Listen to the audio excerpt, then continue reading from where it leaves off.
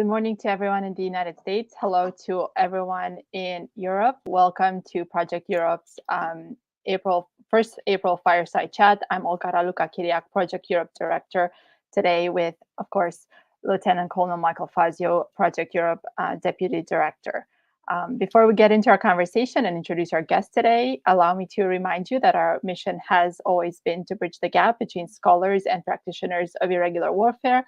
And Project Europe focuses specifically on Europe and European adjacent theaters to produce knowledge that can help deter, defend, and improve resilience against hybrid and irregular threats. That being said, our guest today is Mr. Jack Devine. Mr. Jack Devine is a veteran of the Central Intelligence Agency and founding and partner and president of the Arkin Group. Author of two amazing books that we highly recommend. They're New York bestsellers, Good Hunting, An American Spy Master's Story, and Spy Master's Prism, The Fight Against Russian Aggression. And Jack is the recipient of the CIA Distinguished Intelligence Medal. Jack, thank you so much for accepting our invitation. It's wonderful to have you here. How exciting. It's great to be here. It's a great institute that you have organized, and I applaud it. Thank you, sir. Well, let's start. Let's get right into it and start with covert action. And before we do that, I wanted to go over a few key points in your career. You had a long and exciting career in the CIA. Also, in your books, you talk about the role and the role of several high-profile CIA covert action activities. For instance, you were in Chile in the 70s on your first assignment when President Salvador Allende was overthrown. You were caught up in the Iran-Contra affair in the 80s, and back then you were chief of branch in Iran. You led the CIA Afghan task force effort to drive the Russians out of Afghanistan, also known as Charlie Wilson's War. We'll talk a little bit later about that. And you oversaw CIA's counter-narcotic operations when Colombian drug cartel leader Pablo Escobar met his demise in the early 90s. And finally, your last role with the agency, Deputy Director of Operations, you were in charge, responsible for all agency worldwide operations. So tell us, what is covert action? When is it appropriate? When is it not appropriate? And please be as specific as possible with examples. One of the reasons I can write books is because I got involved in covert action. Most people in CIA, they don't realize this in the outside world, want nothing to do with it because your careers get in trouble. Sometimes there's career ending. They're very controversial. Since I didn't know any better, I always sort of tried to run to where the action was. So as a young person, I never realized it was eventually all going to be in the public, but to my advantage, because it gives me a chance now to talk about the issues that I care about, and covert action is one. So in a simplistic way, for those that watch spy movies, you have George Smiley in the Corée, and he is an espionage person, right? He's spying undercover. You'll never learn about his cases. The other part is covert action. That's James Bond.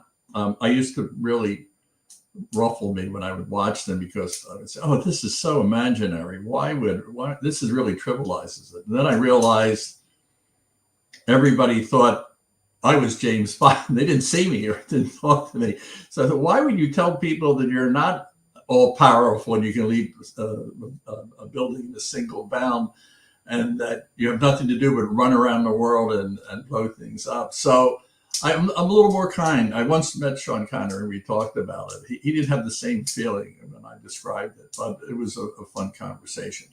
Covert action, there's really very little written about it in the setup of the CIA and its original national security agreement. There's one phrase. It says you will carry out those special activities as directed by the President of the United States. Short clause, but mighty powerful. That means you can only do this when the president authorizes you. But when he calls and wants action, you are to respond.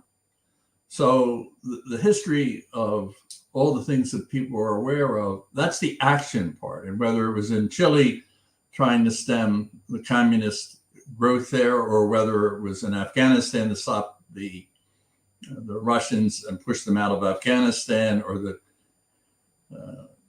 go after Pablo Escobar. That's action. You need espionage, you need intelligence, but that's the action part. So I think today we'll be doing a mix, because I also spent half a career.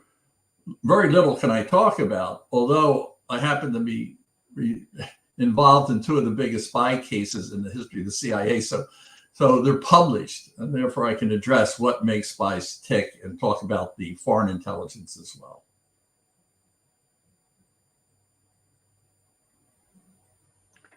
Would you like to give us a few examples of maybe when covert action was appropriate and when covert action maybe was not the most ideal? Yeah, well, let me give you a couple course of action. For the historians. One of the famous ones, after the CIA was set up in 1947. Actually, Americans historically, as a population, don't like secret organizations. Although I would tell you, George Washington had it. There's a great TV show called Turn, where they actually go into the networks he ran. Lincoln did it. But every president has used intelligence in some form or another. But after World War II, Europe, there was concern that Europe would go communist, that the Russians would keep pushing and try and turn Europe into a communist state. So the elections, Italy in 1948, again, I wasn't around, but that was historic. The CIA went in, it worked with the political parties, and they defeated the communists, and it was sort of the last big election where the communists had a shot at taking over Italy. But if you go to modern times, not modern times, for me, when I entered the agency, and after training and spending time in Washington on language and working from the desk, I was assigned to Santiago, Chile, and I arrived in 1971. But before I went there, I was on a task force, and that task force was set up, and this is where it's going to be very confusing. So Mike, jump in and cut me off if we get too confused. Chile is one of the more controversial things associated with the agency, and there's a great deal of confusion. That's why I enjoy shows like this, because I like to try and separate reality from fact. So when I was on and this gets to good and bad, I'm going to now do bad. Everybody, bad. This is bad. I'm not proposing this. But the President of the United States, Richard Nixon at that time, and Henry Kissinger decided, and they were deeply concerned, as much of America was, about communism and things that, my kids and grandkids, it's alienated. Communists and communist threats. They have no idea what it was like, the Cold War and so on. But it was very real to me and that generation. So Nixon decided that he didn't want he called it a red sandwich, in which you had Cuba on one side of South America and you had Chile on the other. And he was afraid communism was going to spread because Cubans were active, a lot of revolutionary movements. But this would be the first time where the communists had a shot after Italy, and they never tried it again, to the best of my knowledge, to come to power through a coalition. So in 1970, Salvador Allende was elected, but he was elected with a coalition. He had a plurality of 39%. If the opposition had united and had one candidate, he wouldn't have been there. But he came in with the second largest communist party in the world at that time. So he had a powerful support from the Communist Party. And Nixon thought this could be a disaster for national security of America. This is your covert action. So the President of the United States signed a directive to the CIA saying, I want you to stop Allende from coming into power. This is all a matter of record, by the way. I never thought as a young person on my first assignment that I would see whatever I was doing in paper. I'm glad I wrote reasonably well, and I stand by what I say and did. So that directive said he was elected, and I can't remember exactly, but it was in the, I think, September or November, and then he was taking power a couple months later, just as you do in the United States. You're elected November and January. So he wanted a coup. He wanted to foment a coup. It's known as track two. There's so many mistakes in track two that it's a good example how not to do it. So he sent a message. The message went to the chief out there, and he wrote back. He was an old salt from OSS and World War II, and he wrote back saying, "Listen, we can't get this done. You can't get it done in 2 months. We don't have the infrastructure. We're not plugged into the military." this is going to fail. There's going to be bloodshed. I strongly recommend we not try this. So this is where movies become a problem. Sometimes presidents really, Jack Kennedy was a classic example. He was a personal friend of Ian Fleming. And we can talk about Bay of Pigs sometime and how the impression of the CIA might be overweighted in the sense that he thought, well, CIA can get it done. I've seen the movies, right? And so what happened is that the station chief was told to execute it. And they didn't have the contacts, and nothing was happening. It was really running around without the plumbing in there, but not tied to the CIA, not tied to it. But the plan was to overthrow him. Okay, so that's for the record. When you see it on TV, but that was for the record. But a rogue group, CIA did not have contact, did not support them. They had this brilliant idea to kidnap the commander-in-chief of the armed forces, and then everybody would rise up in support of them, and they would block Allende. We weren't the only ones thinking that, Allende would be a disaster for democracy. But in the process, and this is why things get cocked up, they killed Schneider. That wasn't the intent, the commander-in-chief. The country was repulsed by it, and Allende popularity skyrocketed. Okay, the end of any of this nonsense. Even the White House at that point threw in the towel and sent a message saying, cease and desist. There will be no more coup plotting. We want you to do everything you can to help the opposition, do everything you can to hold back Allende, but no coup plotting. And they adhere to that. I watched that very carefully. That's bad covert action, not properly planned, not a realistic chance, didn't have the resources, didn't have bipartisan support in Washington, all these things that are wrong. And I go into them in the books. The good covert action, in my view, came afterwards between 71 and 73. And that's when CIA worked with the parties and political parties and got the messages out and tried to counter in the public political economic forum. And to me, that's fair game and workable. But, and again, this is so long, I'm going to try and really cut it short, but it's so good to look at this. The coup actually came about because the military on its own decided that the discipline in the army was breaking down and they were going to take charge. CIA did not have a clue that the military was going to overthrow Allende until two days before. I know that because it was my asset, who was not a military officer, but very senior in the society, if you will, and well plugged in. He tried to reach me. I was in a restaurant. Instead, he found my wife and he said, listen, you need to tell Jack there's going to be a coup in 2 days. It is going to start at 8 o'clock. It's going to start in Valparaiso. It's going to start with the Navy.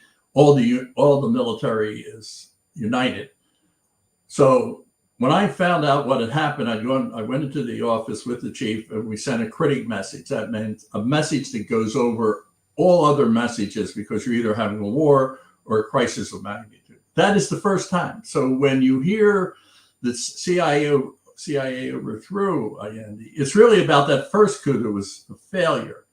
And I just want to point out, this is something I could write on at some length. Foreign Affairs magazine took the whole chapter on Chile and ran it as a feature piece a few years ago when the book came out. So, as I said, this is an example of bad covert action. I think I'm going to take a break so you can ask me a little bit more, but I'll come back on Afghanistan because I thought that had all the ingredients. But maybe if you have a question about Chile before I move on to that, because I'll put forward why I thought that was such a good covert action. And the Chile one, to try and foment a coup when it wasn't realistic, that's the kind of bad things Washington has to stay away from. I write the book because I go into what's good and bad and hope that policymakers and young people that eventually get into policy positions appreciate these issues. But maybe you have a question on Chile before I touch on the good one in Afghanistan. No, actually, sir, really want to just recap like covert action, kind of hiding the act that's going, or the actor that's making an operation happen like a coup.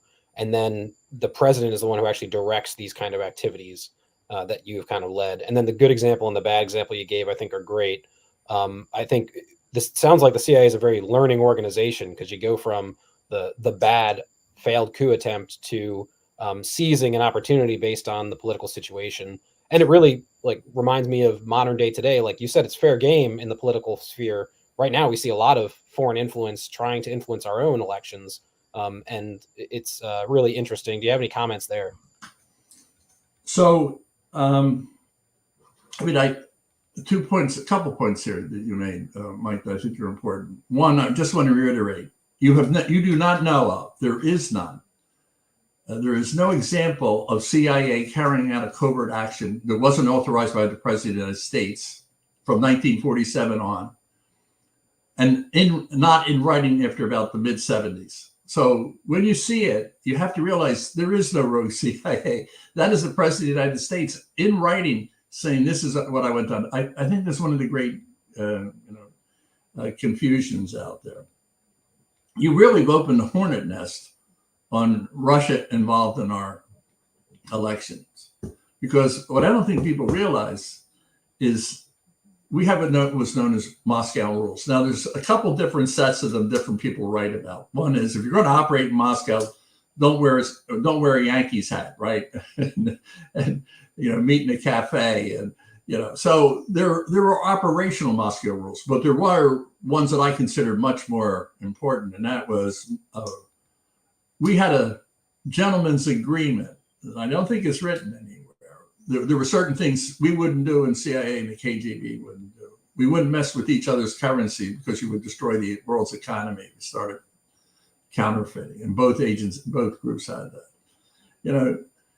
You didn't bump off each other's operators. So there were certain ground rules. But the one that people really don't understand is because the movies portray it. Again, I'm a fan of the movies, but there's certain key points you don't want to miss. And that is, there was an understanding that they would not meddle in our domestic politics. And we would not meddle in theirs. We'd fight all around the world over the balance of power.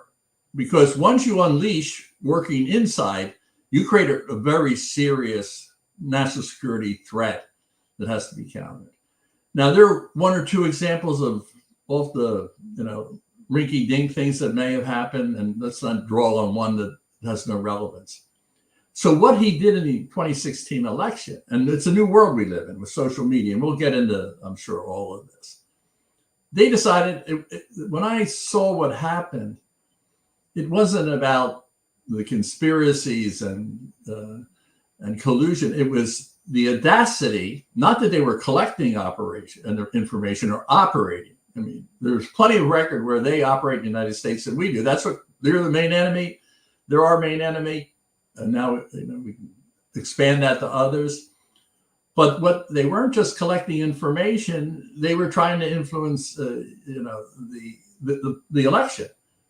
And to me, that is not what we've done in the past. And I thought everybody should be outraged about that and had a real sit down with them and saying, cease or desist. Now, everyone seems to be taken in stride, but they are deeply into our political process now through social media. I mean, there's no question about this. Go read or listen to the director of the FBI of all the activity that they're involved in. In the election, there were thousands of bots, and there were thousands of Facebook, and I mean, it was, and they could have done even more. So, to me, we're actually in a more aggressive environment than even the Cold War. You always had nuclear hanging over you as a real threat. I think that has been largely contained.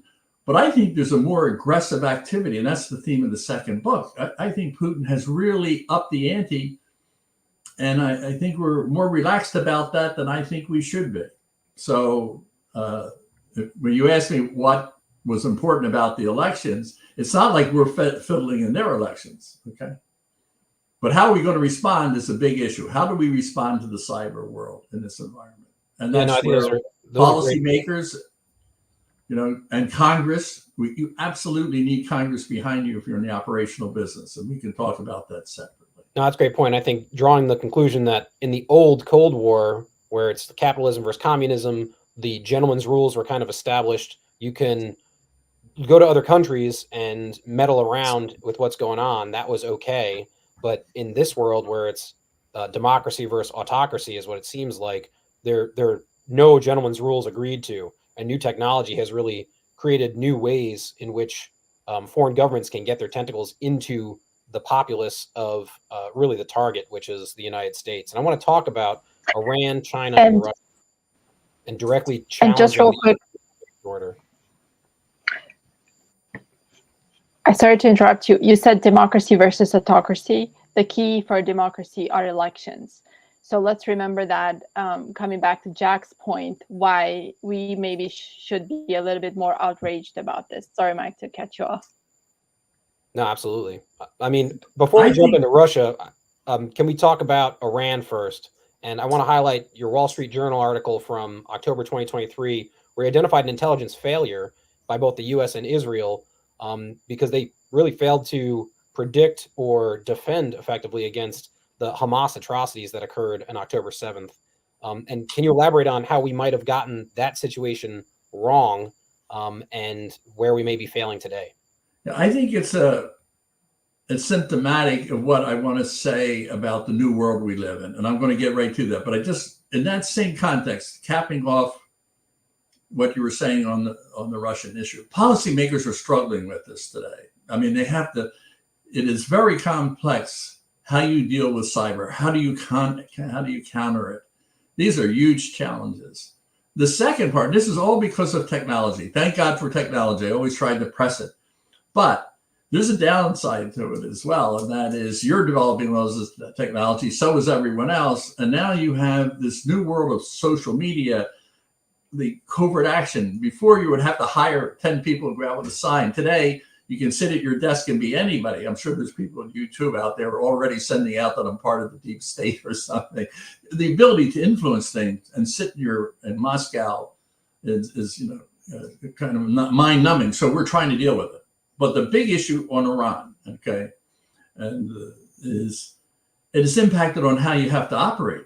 In other words, we have to operate today differently than Jack Devine did, certainly in 1970. I mean, the contrast is so stark that it's almost talking about the Stone Age and the Industrial Age, right? So when we get to Iran,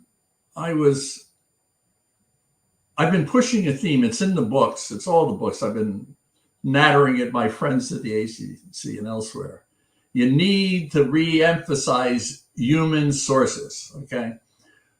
I'm an advocate for technology. I use it, but it has flaws. Even AI at its core has a fundamental flaw. What is AI? It's conventional wisdom. It goes in mechanically, gathers all the information about your subject, grinds it down with algorithms, and it gets, okay, this is the consensus around this point. And many times conventional wisdom is valuable. But if you don't have human sources, big mistakes are made. And I think everybody fell in love with technology. There's no reason you can't push the outer limits.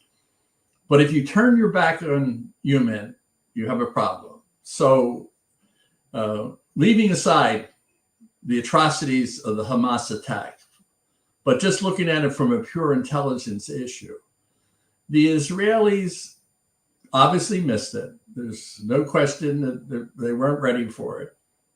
We were not ready for it. There was an article in the administration. There was an article written by the national security chief in Foreign Affairs magazine, basically that he had to recorrect because his assumptions about Hamas.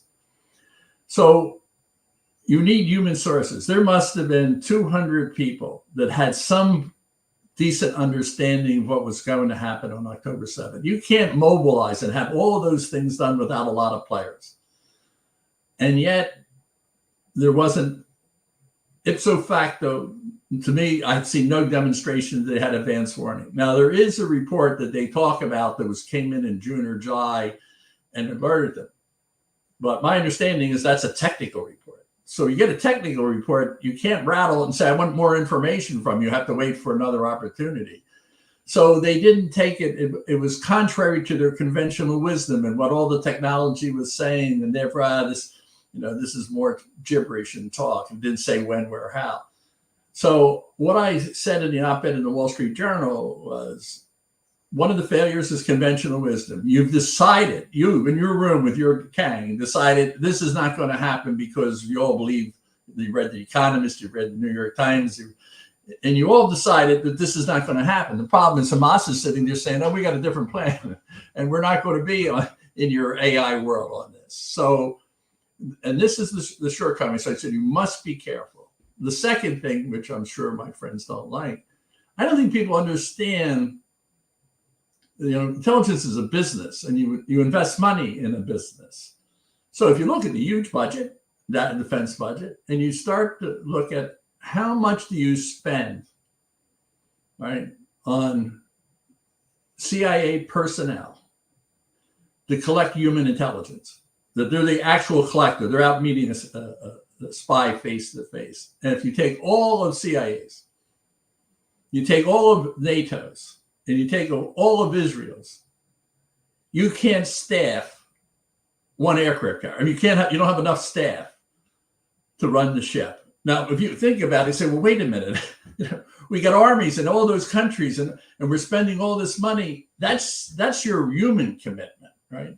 They say, well, what about money? Let's talk money. So actually, human spying is probably the best spy in town. And I put in the article, and I hope it was, got people's attention. Now, I can't give you the exact numbers, and I exaggerate the numbers a bit so the agency doesn't call me and say, what are you doing? So I actually believe it's less than what I just told you, okay? But when you take the budget, I would submit to you, if you took all the spies, the real people, those that have volunteered to work for CIA, for the CIA, for all NATO players and all the Israelis, added it up, the total budget would be less than the salaries of the 2 football teams that played in the Super Bowl. So if you know the rough number of that, that's 300 million. And I'm telling you I would submit far less. So when you look at your investment on human and what it can do for you, in other words, AI can tell you Russia's going to invade. What it can tell you is a lot of details about exactly how that's going to play out on the other side, what's going to happen to the Ukrainians. In other words, there's a lot of information about how the war is going to be processed that AI isn't going to get to, particularly what's in Putin's mind. So I made a strong push that we're underinvesting. I said that in Good Hunting. I said it again in Spy Master's Prison.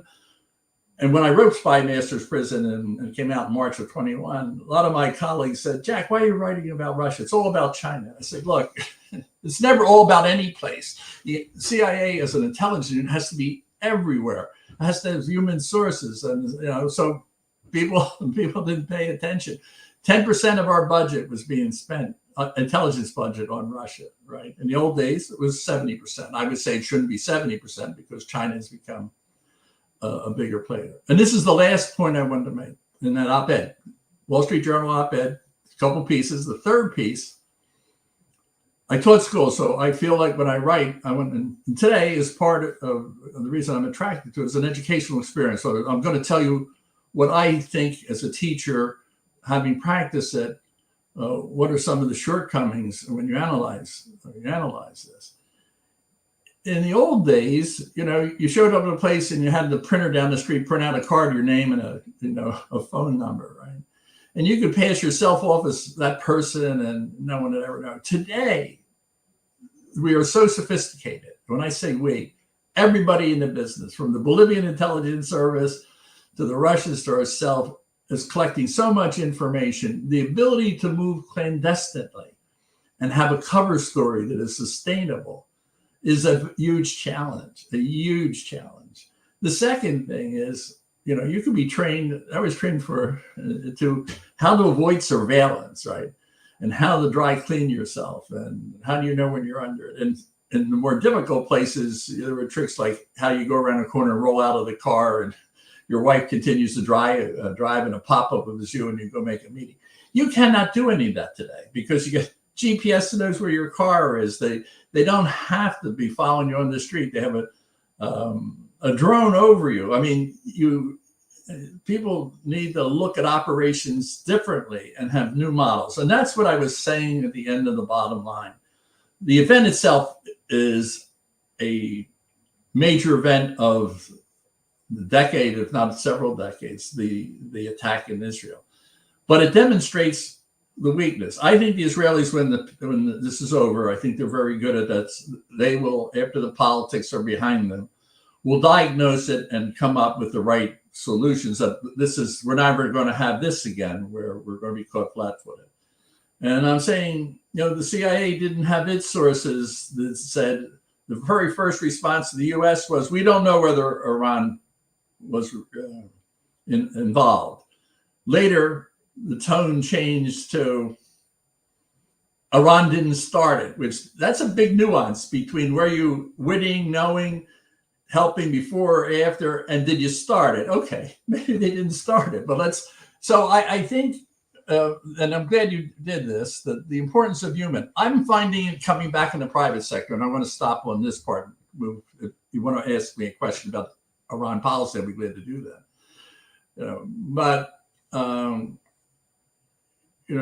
What I'm saying here is, we underestimated the value of human. Now, the private sector, I deal with a number of people. That's my business, and I'm having discussions now with a number of them saying, look, we've always looked at geopolitics as a measure of investment and how we do business, but it was always number 6 or 7, and yes, it played into it.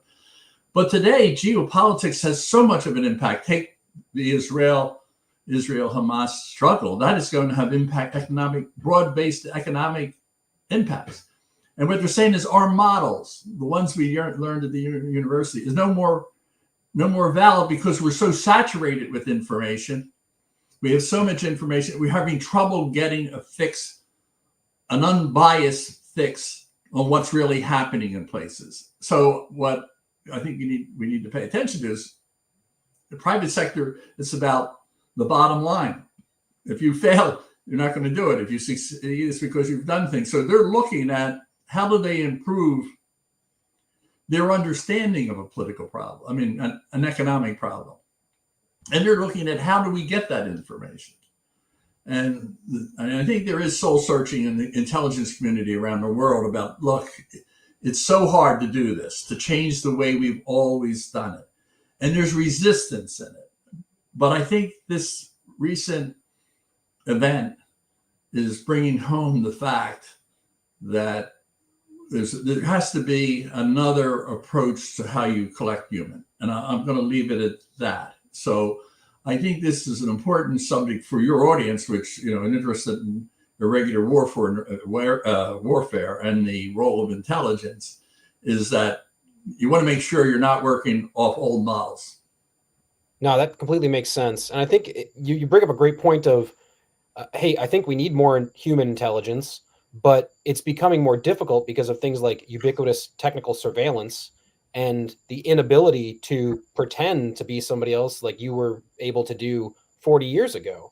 So I don't know if necessarily more human intelligence is a lesson that's going to be taken from the hot wash, the AAR, the after action that we're looking at for the Hamas attack. It might be more technical solutions or some new novel intelligence collection methods that we've yet to uncover.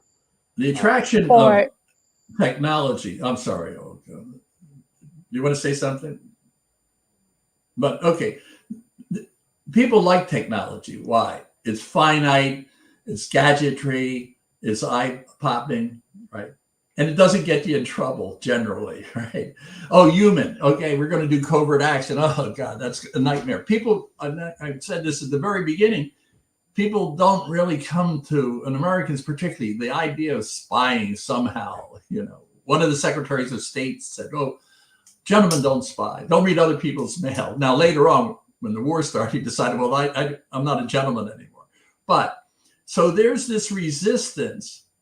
It's hard to do. And in many ways, technology, you have a tremendous amount of science and technology working.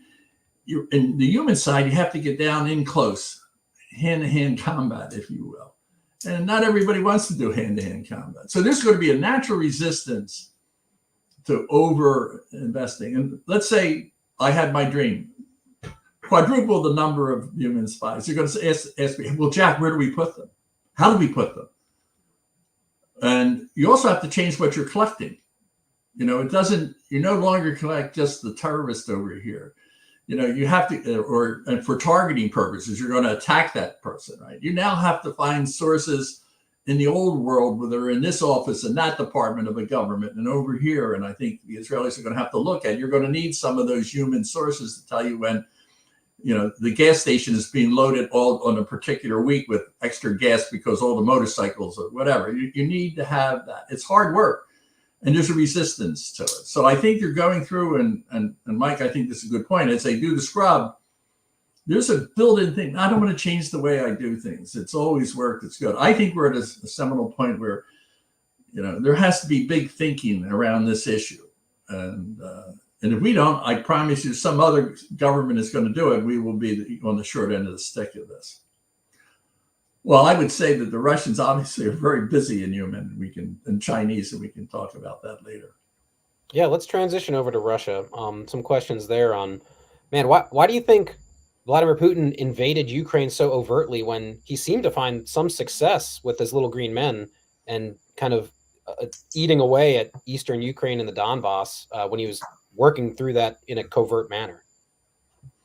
When I first was in the agency, they had what they called FBIS, Foreign Bureau. And what it did is picked up everybody's, today it would be your version of the internet, right? But it was done by hand, little green people putting cards together. But you could read speeches of government officials.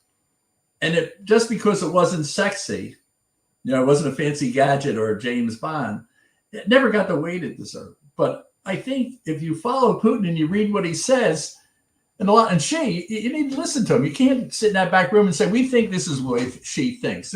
Why don't you go read and see what he's saying to you? And you will see that there's truth in this. Putin isn't hiding that he wanted Ukraine. He's not hiding. I mean, there was no surprise on this part of it that he wants Ukraine. I mean, it goes back centuries. Russia is a small operator. Its GDP is less than Spain or France. But with Ukraine, it has a powerful industrial human resource that has made Russia powerful in the past. So, he goes through this long speech of why it's really mine.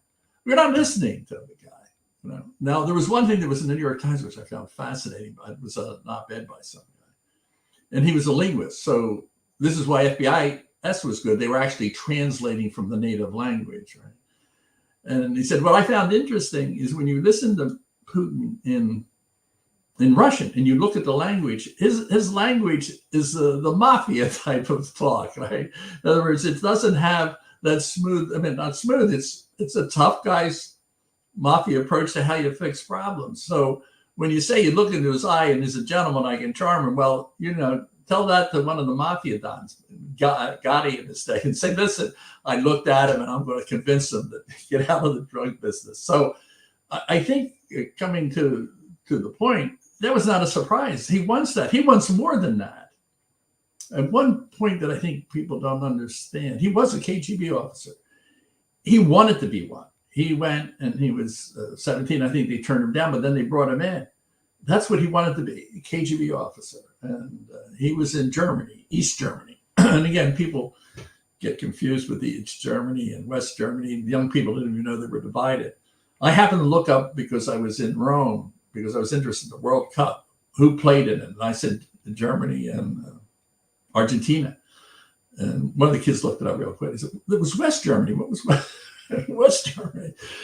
So, but he was in East Germany. And that was like, Prussian oriented, dark, no wonder they took the wall down, right? But the guy that was in charge of intelligence was Marcus Wolf. And he's in Le Carré's book, Carla is Marcus Wolf. I mean, he had 100,000 agents in East Germany alone, informants and collecting. That was the time when Putin was in East Germany. He wasn't in the new Germany, and he was in the KGB. And his mindset is that he was there and watched his beloved intelligence service collapse, his country collapse, and he just read about it. I mean, this is not like I can't tell you what makes me tick. And he vowed he was going to reconstruct it. And he learned some new tricks when he went to St. Petersburg, where maybe he began to talk like God more. And then today, so he's not that much of a mystery to me, and neither is she. I mean, these are tough customers, and we need to have that same resolve. We need to be realistic. Now, he had lousy intelligence. Now, I don't want to unduly provoke my old colleagues, if you will. I fought against them in Afghanistan, but later on they invited me to Russia as their guest. So it was like the mafia in that regard. It's all business, Jack. It's not, it's not personal. In a democracy, you are paid. We walked CIA on the wall, etched in the wall in marble. Is a quote from the New Testament. You shall know the truth and it will set you free, I think, from John. In other words, when you walk through this door, you're going to touch information.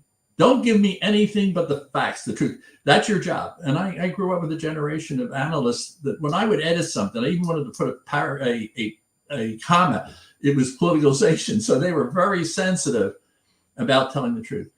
In an autocratic government, whether it's Russia or Iran, you worry about your life. If you contradict the president says and everything's going right, and it's not going right, you're going to say, "Hey, it's going right." So on looking at Russia, I think the intelligence was flawed in really understanding how Ukraine would respond.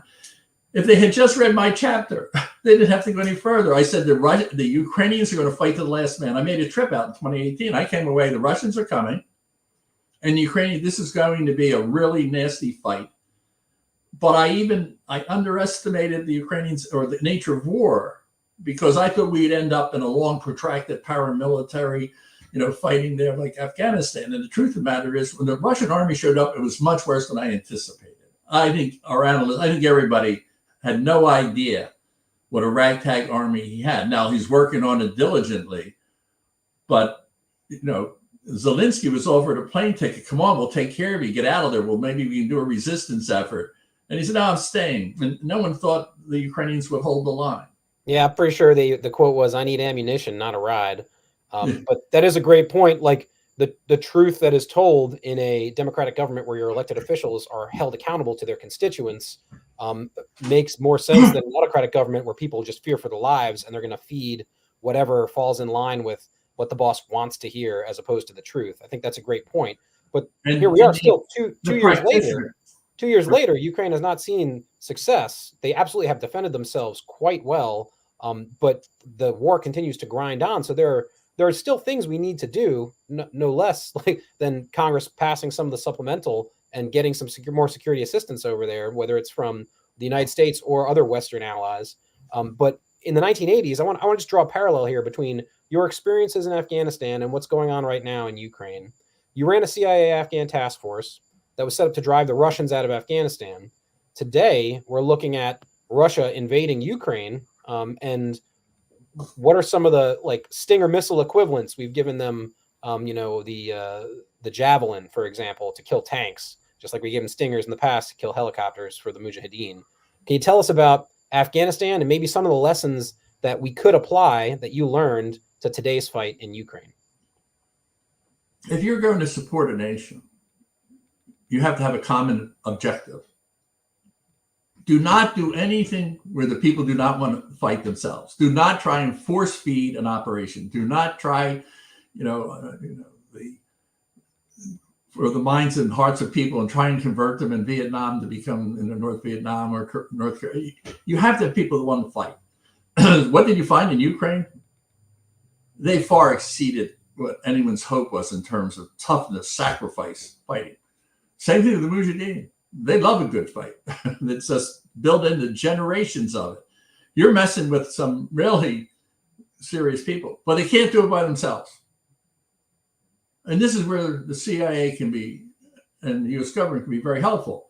If they look like they can be successful, if they can accomplish things, and the American people are behind it, and then you give them everything you can, right? Now, a big syndrome in Washington, this is the negative bipartisan thing. And now I sound like someone that's critical of the deep state. you have in both parties this sense, God, if we do it, the Russians, it's going to be World War III. It is very disabling when you have really smart people, really talented people that believe that the action is going to lead to a confrontation. Now, I understand risk. I mean, you know, you can argue with me, and I'm probably wrong as much as I'm right, but I understand that. And I do look at the equation. So let me take Afghanistan first.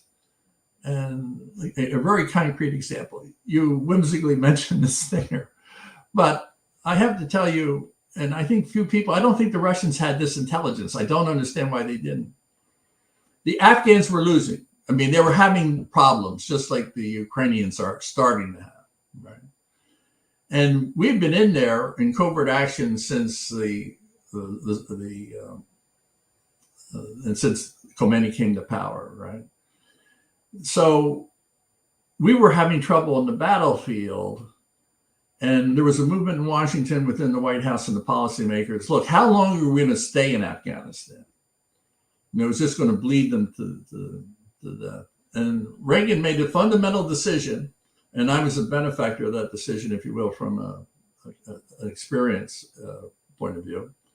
He decided we were going to make one more big push. We're going to give it everything we can. If you look at the papers, the conventional wisdom, AI, pre-AI was saying, you can't beat the Russians. They're 10 feet tall. Never can beat the Russians. And you know who the worst people are that analyze it? The experts. Those are the real Russian experts. Somehow they're 10 feet tall. But no one told the Ukrainians or the Afghans that they're 10 feet tall. So the budget, people don't realize the budget went up threefold that year. And new people went in both in the field and in Washington, and I was in charge of the Washington piece. And we had 9 million pounds of ordnance, if you can imagine that, bottlenecked at the border. And the Hind helicopter suppressed the movement of everything across the border. And I tried everything, my predecessors. We tried the SAMs and the Javelin. I mean, we tried, wasn't the Javelin, but the blowpipe, and there was a number of things. Nothing worked, and how we were going to break through it.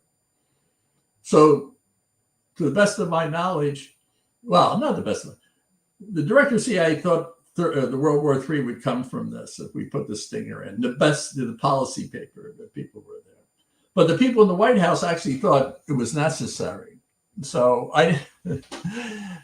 I just took the job. I was in the job a short time. No one whispered to me, we don't want the Stinger. So I went to a meeting at the White House at the deputy level, and they brought in a mock shoot down of a Stinger. And I saw that, what an amazing weapon. This is what I've been looking for. So dramatically, we need this. Now, everybody in the room secretly smiled. We've been trying to get you to agree to it for years. So they ran to the president as fast as they could. So, yeah, the CIA's on board. And the Stinger went in. The reason I did that, one of the concerns in the policy level in the agency, and Charlie Wilson was opposed to it because someone whispered to him and said, no, it's not a good idea. But I looked at it just concretely. What were the Russians going to do? Tell me again. We're going to have a nuclear war because we put Stingers in? It's not going to happen. There's no template for that. And they did. But when it went in, and that day, September 26th, 1986, 3 helicopters were shot down. That day, it's not how many were shot down. The Russians flew out of range. That meant the 9 million pounds went across the border. And at that point, you know, back in Moscow, enough is enough. We're not going to get in front of this game, and we're being bled to death. And this is so they started that day. I mean, figuratively, that weapon changed the course of history, but it was embedded in. You can't apply too much. So if you look at Ukraine today, I'm wringing my hands because I thought we got off to a good start, but there's this underlying resistance to go all out, you know. And I've been arguing that if you hold the line, Putin will go. I mean, a failed dictator is a vulnerable person by his own society. You do not need covert action in Russia. God forbid, do not do it. You're going to screw it up and you're going to turn things around. But, you know, someone more harder is going to come in behind Putin. This is conventional wisdom. You read AI, no one stops to ask himself, well, who is that? He's going to build a new Russian army. How's he going to build a better Russian army? How is he, what is he going to do? Get tough and start assassinating enemies around the world? I mean, it's people make these assumptions without testing the assumptions with human intelligence. So I think we should have been, I'm not dissatisfied the early phase of the US support. I thought it takes time to ratchet it up. I know that. But there was a period several months ago, and now the Congress is in, an amazingly disabling body right now in terms of this. And that is, we should give the Ukrainians as much as we can. We should hold the line, because it's not just Ukraine. It's not just Israel that we have to be supportive. It's part of a bigger balance of power, where we are now in a new Cold War, where you have Russia, North Korea, Iran, China, and their allies and friends. And we have NATO and US more united than they've been in decades, and our allies. And so you have this balance of power, and you have to find the way to tilt a little bit so you don't get into a confrontation. And the weakest link in that group, in my view, is Russia. And if we could stay and hold the line, the Russian people will decide. He doesn't have communism. This is so important. And again, young people can't go there. There was a binding belief. There's no binding belief behind Putin. He doesn't have an ism. What is it? What am I doing? He's just saying, I'm a nationalist, and that has some appeal. But when he's gone, it'll be his own people that look at Prigozhin. And I'm going to stop on this. If people think he's invincible, look at Prigozhin, for God's sake. It was his guy. He made him. His closest, and there you are. You got, 20 miles out of Moscow, or 200 miles, but enough that the short run would settle things. So I think when you look at these struggles, we need to sit back, Republicans and Democrats, and say, what kind of world are we in? How are we going to deal with that world? And I would submit, you say we were a Cold War, yes, but now you're in a Cold War, so that containment strategy is a good one. But you have to have a commitment to that. And what does that mean? That means, you've got to engage everywhere. And this is, there's so many issues and problems. And one of the first things we need to fix is that sense of unity. Anyway, I've gone on with it, but these are critical issues, and I'm glad you give me an opportunity I talk about. This is not the first time I've talked about it. If you read the op-eds, they're all embedded. You read the book, one thing you'll find is I'm consistent. And these are things I've been concerned about for a long time. No, thank you for that. I think over to Olga to talk some espionage. Actually, I wanted to reiterate what Jack just said. I know we discussed that previously as well. Because we are Europe, Project Europe, and we talk about irregular warfare in Europe, I also find it interesting that people don't understand the value of human intelligence, and especially when Russia has these, and to some extent China in Europe, these amazingly deep human networks within Europe, where they can influence the economic sector, the political sector.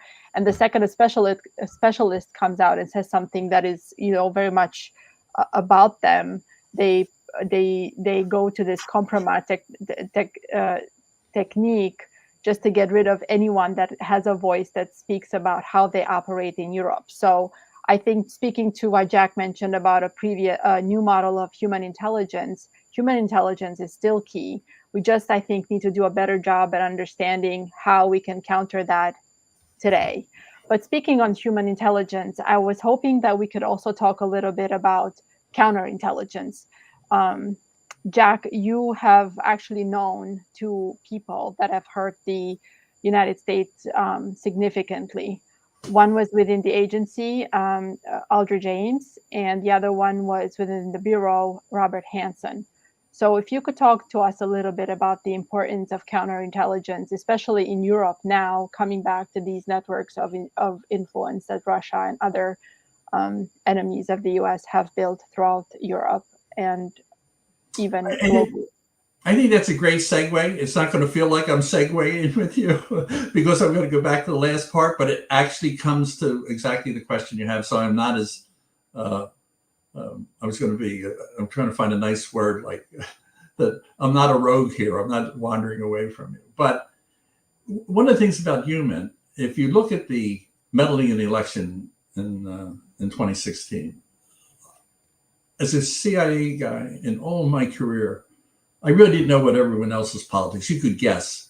It was inappropriate to have politics enter into your judgments.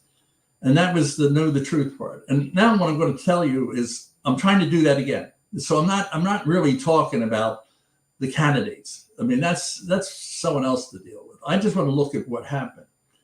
So afterwards, they created the Mueller Commission. And the Mueller Commission spent $36 million. They came back and said, we're not so sure about this. We're not so sure about that. And I'm sitting there saying, they just interfered in our election. It's a really vitally national security issue. Forget the candidates, that act itself. Why did we have to go through that and not have a definitive answer? Why did we not have a source who said, oh, let me tell you what we're doing? Right? And then you would have been able to have consensus around, look, we know what the real plan was. This is it right here. So that spoke to the missing human. So when you do human, and I won't mention him, but it was a former director, we were chatting about it. And he said, oh, no, we have great stuff. And I said, well, here's your problem. Here's not your problem, because it wasn't his anymore either. You have great sources, but they're, military can report the $1 billion spy, right? It saves you $1 billion on technology. Where we have been the weakest on this, the geopolitical source at that policy level. And so when you're doing more human, you have to also say, well, where within human is your weakness? Now, to your question, if we had a Rick Ames in the same kind of position back then, a lot of these intelligence questions could have been answered with less angst for the American public. So let's talk about Rick Ames. I know him personally. I mean, when I joined, it was a fluke. He and I were in the same group, and we were getting ready to go into career training. He was going ahead of me, and his father was a CIA failed officer, by the way, had some of the traits that Rick had that made Rick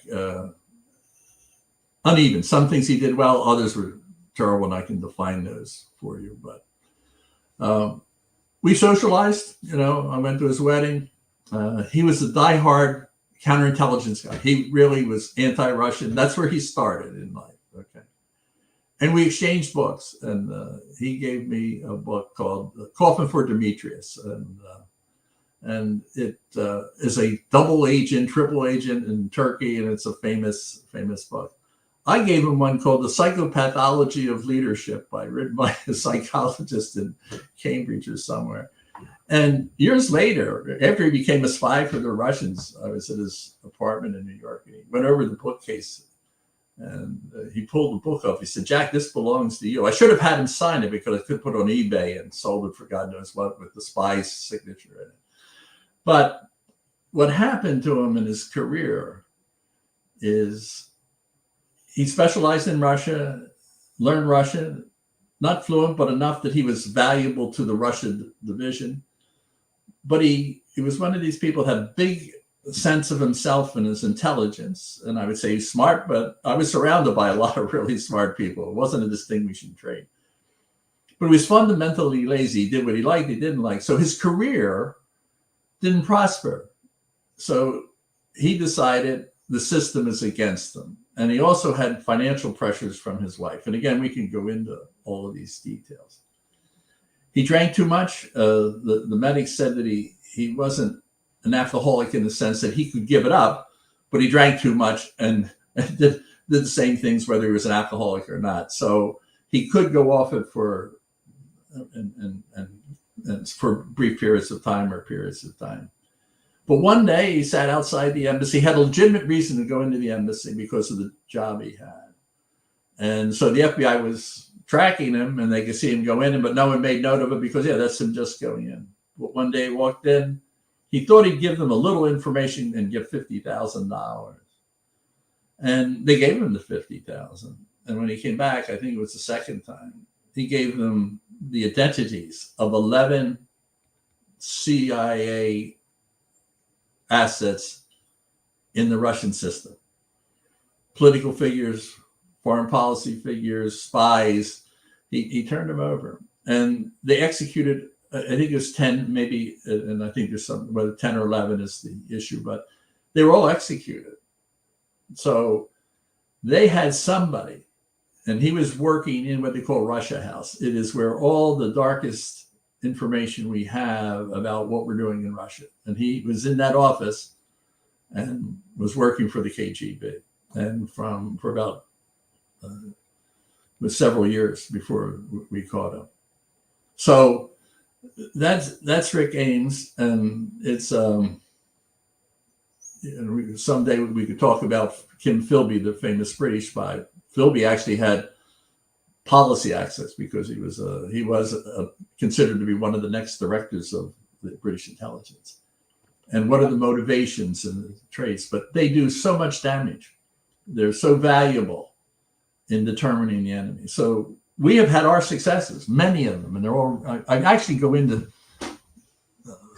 I'll just make a rough guess of maybe 10 or 11 of assets that we've had, and 10 or 11 of the big assets they've had in our system. So counterintelligence is really important to unravel, what is your hostile enemy doing to you in your country? And they're highly valuable. And I will just tell you, their salaries, the lowest player in the NFL is probably making more than our best. Someone's going to correct me. Our best agent. So my point is, and your point is, it is so important to pay attention to counterintelligence.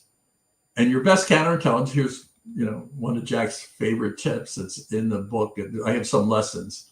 How do you catch a spy with another spy? It takes a spy to catch a spy. But let me stop there, Olga, so that we can talk about Hansen, unless you want me to go right to Hansen, but I can do that. Hansen was the FBI fellow. I can do that. But if you want to ask me more about Ames, I don't want to ramble on too long.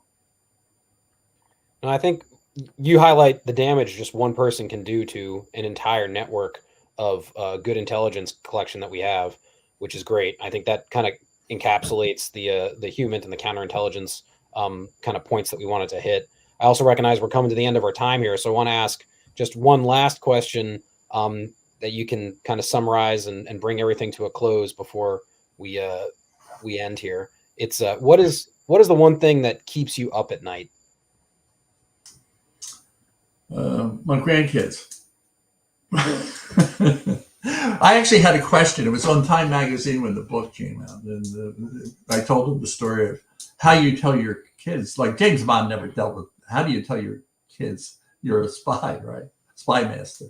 So, but in a serious, we can finish on that. But on a serious note, I'm worried about this resurgence of the Cold War, and it's not easy. And I empathize with the leadership and the intelligence world trying to deal with it. And that is, how we have to see what's happening to us, the American people. We have to engage with the American people. They know what's happening. Our Congress can't continue doing what they're doing in face of what our adversaries are doing. They're sitting there getting stronger, and by our incompetence, lack of sight, not even foresight, understanding how they're weakening our ability abroad and undermining inherent power that we have by not having a united people. So that really keeps me up awake at night.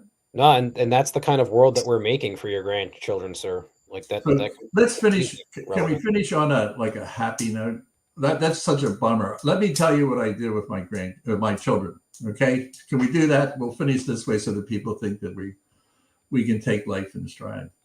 So you can't tell your, you're not supposed to tell anybody. I was allowed to tell my wife and my parents. Telling my parents was a risky business because I said, Dad, you can't tell anybody. I got it. So 2 weeks later, I'm dancing with an aunt, a very friendly aunt. She grabbed me around the hip and said, Nancy, what the hell are you doing? And she said, oh, I'm looking for your gun. So obviously my father told everyone in the family. There's a story, but I never went to look to see whether it was true. Someone said, I think I saw an article in the Delaware County Times saying you were going to join the CIA. I knew who did it. I knew if I would say my father did it. So how do you handle your cover? I passed my polygraph and said, did you tell anybody? Nope, just those 3 people. But I didn't say, well, did your father tell anybody? And then I would have had to say, look, I guess he was irresponsible, but he was a wonderful man. So your kids, it's another challenge. You can't tell them. You have to pick the right time. You don't want to tell them abroad because suppose they slip. Suppose they're just kids, right? So I always waited until they came to the United States, and we would split time at the seashore. So I would wait until I had the child at 15, 14 to 16, crossing the Delaware Memorial Bridge. I mean, this is, if you're looking at men talking to their children, and you see that they may be explaining why they're spies. So I said to my son, look, you know me as an embassy officer, but I actually work for CIA. He said, that's cool, Dad. Turn up the radio. So, hey, I thought that was great. I took it in stride. I was never outed by any embassy officer, never did it. I mean, I think they were so responsible in so many places, and their children didn't know. And that's where you can have a leak. See, people don't do this in 007. So I got to my middle daughter, and I was really confident in this. And I right there at the middle, I know the exact part of the bridge where I hit, and then I have another hour and a half where I can wind things down. I said, oh, Amy, your father's a spy. And she yelled out, oh my God, my father, the assassin. This is now got too much TV. So I had an hour and a half to say, let me explain. It's not James Bond. I'm not blowing up people, not regularly. So by the time we got about a half hour, I said, hey, you know what? Turn the music up. I get it. Stop. You don't have to go any further. I mentioned this just because, the spying world, there's a lot of reality in it in terms of your life and Olga's life and the things you encounter. But there is another dimension where a lot of my colleagues and people today, the other side of the wall, and I'll leave on this, I think there are about 150 stars. There were less than 100 when I was there. And they represent a person that died in action in defending his country on behalf of the agency. And it is a dangerous business and requires a lot of brave people. And I admire those that are there and the young people that are thinking about a career in the intelligence business. And the only piece of advice I have is don't bother unless you have a sense of mission. They'll find it and you're going to waste your time. You just want to see the world and get a cloak and daggers, stay home. But you have to really believe in the national security threat and that you want to play an active part. So this wasn't meant to be a pitch here, but it's an agency that I have great respect for and believe it's vital to our national security and doing great things today. Well, thank you for your service and for your commitment to that mission and duty in the past few decades. We appreciate it, and we're sure that we are living through another if we are living through another Cold War, that we have folks like you who are continuing to protect us in that way and gather that intelligence that we so desperately need. Thank you so much for your time today, sir. We look forward to having you on again. And I will just close by saying, please visit us on irregularwarfare.org and like us on Twitter and YouTube and LinkedIn. We appreciate your time today and look forward to another session with former Commanding General, United States Army Europe, General Ben Hodges, who will be with us in the coming weeks. Thank you and take care.